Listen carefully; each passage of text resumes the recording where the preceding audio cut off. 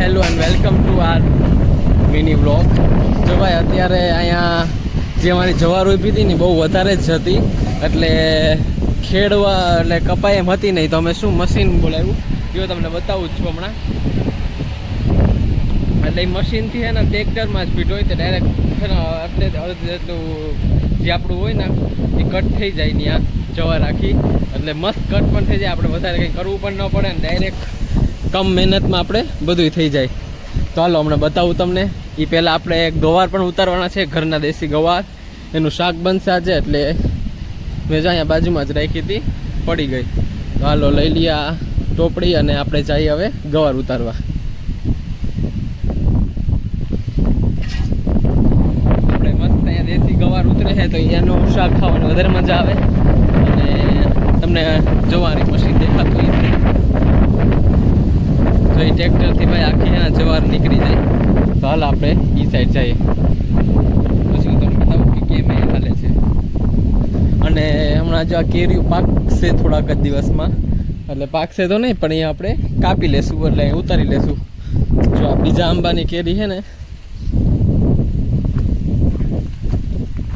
આ કેરી છે ને એ કાઢી લેશું, આપણે તોડી લેશું, એટલે શું પછી ભારી દઈએ ને તો પાકી જાય. હવે 11 આવે છે, 11ની જ આ કેરી ખાવાની હોય મેન તો, એટલે આપણે આ કાઢી લેશું એટલે પછી ભારી દેશું એટલે પાકી જાય વેલેરી. જો ભાઈ આ જે જવાર હતી જો કેમ પડતી જાય, આપણે કાપવા બેસીએ તો 15 દી એટલી, આ 13 ક્યારે હે 15 દી માંડ ફૂટે, અને આ 15 મિનિટમાં આખી સાફ. જો ભાઈ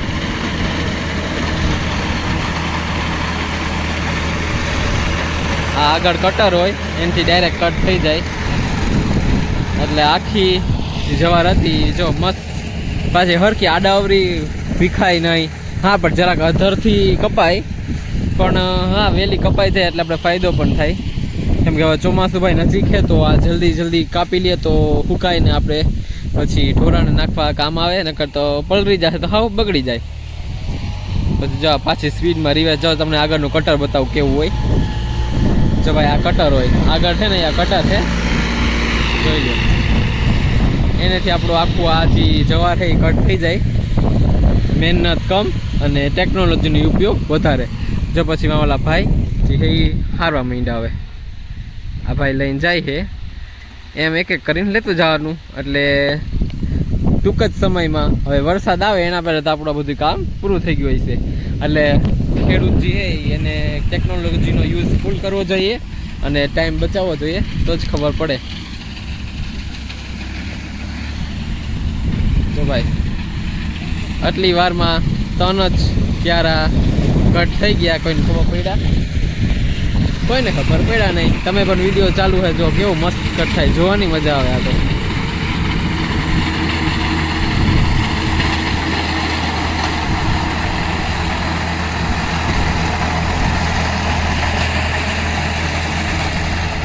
એવી જ રીતે આ બધું કટ થઈ જશે અને ફૂલ આપણું ખેતર થઈ જશે ક્લિયર, એટલે પછી આપણે જે ઉગાડવું હોય એ ઉગાડી શકીએ.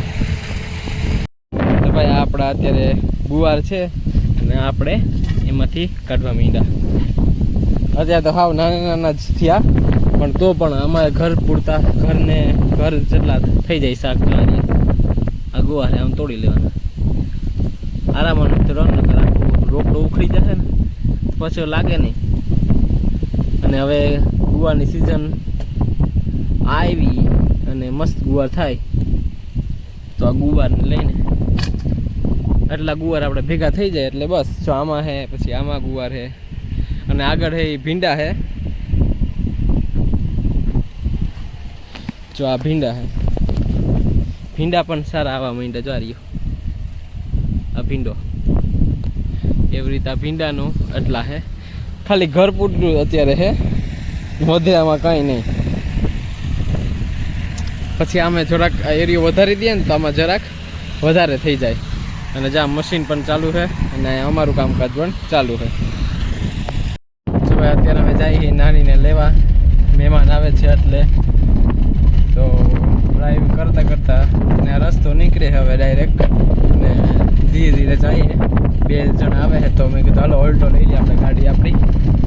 અને આજનો દિવસ આવો ગયો, લીલું કાપ્યું હવે કરવાના આપણે ઓગલા વારવાના છે.